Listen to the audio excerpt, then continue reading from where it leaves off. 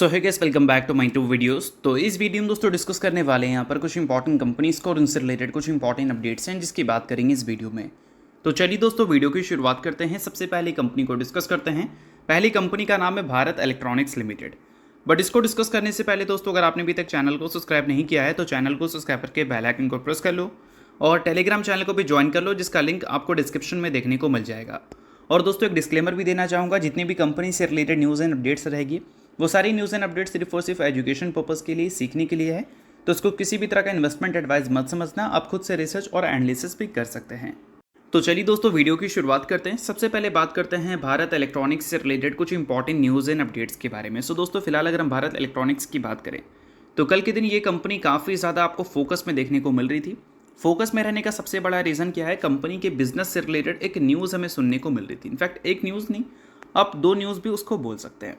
तो फिलहाल न्यूज़ की अगर हम बात करें तो यहाँ पर मेंशन देखने को मिल जाएगा कि भारत इलेक्ट्रॉनिक्स को मिला था एडिशनल डिफेंस ऑर्डर, यानी कि पहले से कंपनी को एक ऑर्डर मिल रखा था, उसके बाद कंपनी को एक और ऑर्डर मिला, जिसके साइज़ की बात करें तो वो हमें 563 करोड़ का देखने को मिलता है।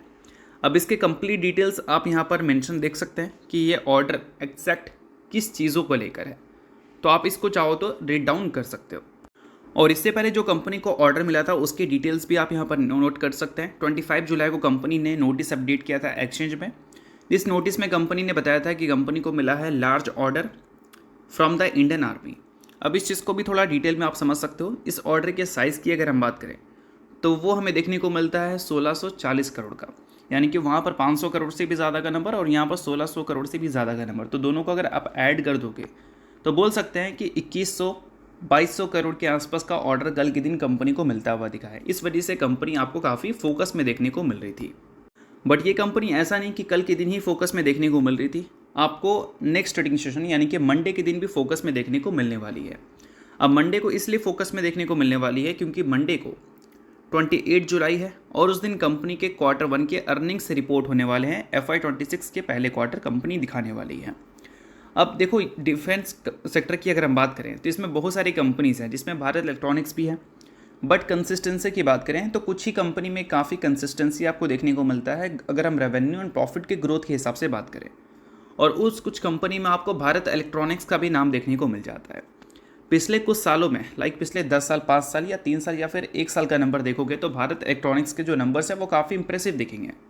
और इस बार Q1 से एक्सपेक्टेशन जो है वो इंप्रेसिव की ही है। एग्जैक्ट एक्सपेक्टेशंस है क्या, तो चलिए उसको समझ लेते हैं। तो अब दोस्तों वीडियो में आगे बढ़ने से पहले बात कर लेते हैं एक टेलीग्राम चैनल के बारे में, जो कि सेबी रजिस्टर्ड टेलीग्राम चैनल है, जिसका नाम है ट्रेडर पाजी। इनका रजिस्ट्रेशन नंबर आप यहाँ पर नोट कर सकते हैं। 8 साल से भी ज़्यादा का एक्सपीरियंस है इनको ऑप्शन एंड स्विंग ट्रेडिंग में, और 3000 से भी ज़्यादा लोगों को ये ट्रेन कर चुके हैं जो कि ऑप्शन एंड स्विंग ट्रेडिंग में ही है। तो इनके टेलीग्राम चैनल का लिंक आपको डिस्क्रिप्शन में देखने को मिलेगा, जिसको चाहो तो आप ज्वाइन कर सकते हो। अब ज्वाइन करने का सबसे बड़ा बेनिफिट क्या है, तो सबसे बड़ा बेनिफिट ये है कि सेबी रजिस्टर्ड टेलीग्राम चैनल है। तो सेबी रजिस्टर्ड रिसर्च एनालिस्ट के द्वारा जितने भी रिसर्च होते हैं कंपनी से रिलेटेड, वो आपको यहाँ पर बिल्कुल फ्री ऑफ कॉस्ट देखने को मिलते हैं। काफ़ी सारी कंपनी के चार्ट्स को अच्छी तरह से रिसर्च कर आपको अपडेट होता हुआ देखने को मिलेगा यहाँ पर बिल्कुल फ्री ऑफ कॉस्ट। और इनके साथ आपको काफ़ी सारे कॉल्स वगैरह भी देखने को मिलते हैं जो कि बिल्कुल फ्री ऑफ कॉस्ट रहता है। तो ये सारी चीज़ों का अगर आप बेनिफिट लेना चाहते हैं तो लिंक आपको डिस्क्रिप्शन में दिख जाएगा, लिंक के थ्रू जाकर चैनल को ज्वाइन कर लो। सो देखो दोस्तों, यहाँ पर एक्सपेक्टेशंस की डिटेल्स आपको देखने को मिलते हैं। सोर्स आप यहाँ पर नोट कर सकते हैं। मनी कंट्रोल के पोल में 6 ब्रोकरेज हाउस ने अपने ओपिनियंस रखे हैं और उनका एवरेज निकाला गया है। एवरेज क्या कहता है भाई, एवरेज ये कहता है कि कंपनी का जो रेवेन्यू है वो हमें ईयर ऑन ईयर बेसिस पे इस बार 10% से ग्रो करता हुआ नजर आएगा। 4244 करोड़ का रेवेन्यू कंपनी इस Q1 में रिपोर्ट करेगी। But year on year basis पे तो 10% की ग्रोथ है, बट Q1Q बेसिस पे, सिक्वेंशियल बेसिस पे 53% की ड्रॉप हमें देखने को मिल सकती है। ऐसा मार्केट उम्मीद लगाकर चल रही है। मतलब बोल सकते हैं कि ईयर ऑन ईयर बेसिस पर डबल डिजिट की ग्रोथ आने के चांसेस हैं, बट Q1Q बेसिस पे 53% ड्रॉप की भी पॉसिबिलिटीज़ हैं। ठीक है, अब इसके अलावा दोस्तों बात करते हैं प्रॉफिट्स के बारे में। सो Q1Q बेसिस पे यहाँ पर भी कुछ खास एक्सपेक्टेशंस है नहीं। अगर हम बात करें Q1Q बेसिस की तो यहाँ पर उम्मीद है ब्रोकरेज हाउस को कि मेजर डिक्लाइन हमें देखने को मिल सकता है कंपनी के नंबर्स में in the net profit.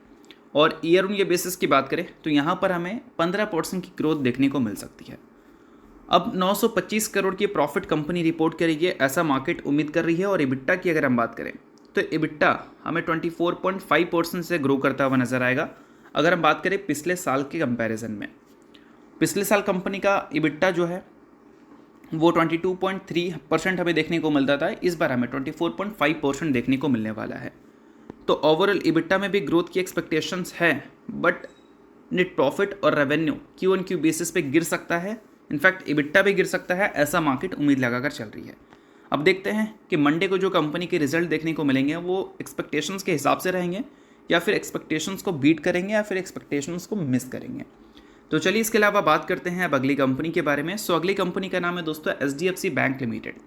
Recently company ने Q1 के रिजल्ट को पब्लिश किया था, उसके साथ कंपनी ने ₹5 का स्पेशल इंटरम डिविडेंड का भी अनाउंसमेंट किया था और साथ में कंपनी ने 1:1 की रेशियो में बोनस भी इशू की थी। सो अगर आप इस कंपनी के शेयर होल्डर हैं तो बेशक ये न्यूज़ को आप नोट कर सकते हैं, न्यूज़ काफ़ी इंपॉर्टेंट है।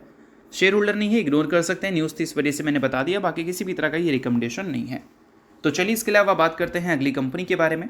सो दोस्तों अगली कंपनी का नाम है CDSL यानी कि central depository services India limited.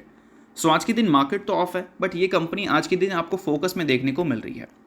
Focus में क्यों देखने को मिल रही है इसके रीजंस मैं आपको समझा दूंगा, बट उससे पहले हम बात कर लेते हैं कल के बारे में। सो दोस्तों कल के दिन CDSL आपको फोकस में दिख रही थी अपनी परफॉर्मेंस की वजह से, और वो परफॉर्मेंस अच्छा नहीं खराब था। CDSL में 3% तक की गिरावट देखने को मिली थी। अब इसका सबसे बड़ा क्रेडिट अगर किसी को देना चाहें आप, तो वो आप NSDL को दे सकते हैं या फिर उनके IPO को दे सकते हैं, जो कि लॉन्च होने वाला है 30 जुलाई को। अब IPO आने से पहले CDSL इसलिए गिरा है क्योंकि CDSL और NSDL एक दूसरे के कॉम्पिटिटर हैं।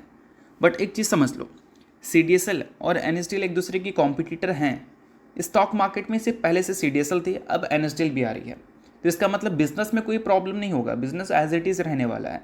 बट बोल सकते हैं कि पहले किसी को डिपॉजिटरी में इन्वेस्ट करना था तो उनके पास सिर्फ एक ऑप्शन रहता था, और अब उनके पास 2 ऑप्शन रहेगा, तो पैसे का जो इन्फ्लो है वो डाइवर्ट हो सकता है। इस वजह से ये एक पॉइंट होता है जो कि अक्सर किसी कॉम्पिटिटर के लिस्टिंग के टाइम आपको उन कंपनीज में देखने को मिलती है जो कंपनी पहले से ही स्टॉक मार्केट में लिस्टेड है।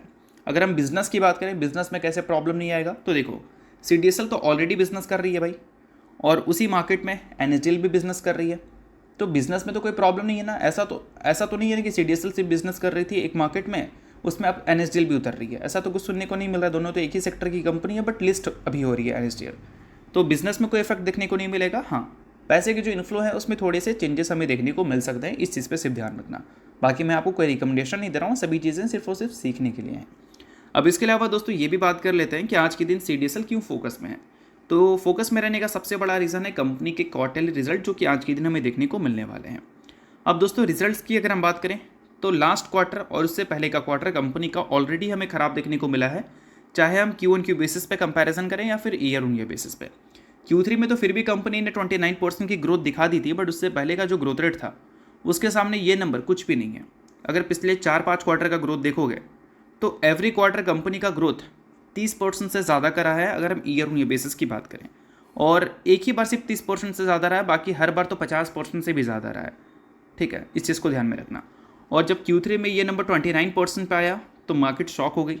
Q4 में तो डी ग्रोथ कंपनी ने सीधा रिपोर्ट कर दिया 6% का, तो इस वजह से भी मार्केट शॉक हो गई। और अभी के टाइम पे देखोगे तो इनका जो EPS है और इनका जो करंट वैल्यूएशन है वो एक जोन में आ चुका है। तो इस बार जो कंपनी के अर्निंग्स आएंगे वो बहुत ज़्यादा इंपॉर्टेंट रहेंगे कंपनी के करंट वैल्यूएशन को जस्टिफाई करने के लिए। ठीक है, अगर अर्निंग्स अच्छे रहते हैं तो वैल्यूएशन जस्टिफाइड हो सकती हैं, और वही अगर वीक आ जाता है तो उस केस में क्या है कि वैल्यूएशन ऊपर जाएगा, जिसको मार्केट तोड़ने की कोशिश करेगी।